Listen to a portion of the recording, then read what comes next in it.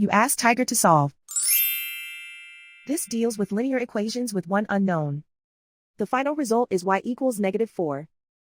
Let's solve it step by step. Group all y terms on the left side of the equation. Subtract 4y from both sides. Group like terms.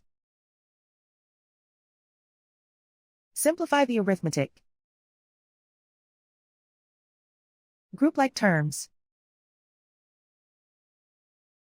Simplify the arithmetic. Group all constants on the right side of the equation. Subtract 5 from both sides. Simplify the arithmetic.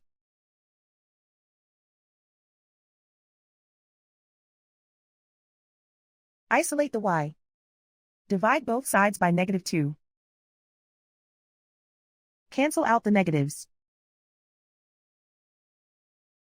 Simplify the fraction. Move the negative sign from the denominator to the numerator. Find the greatest common factor of the numerator and denominator. Factor out and cancel the greatest common factor. And so the final result is y equals -4.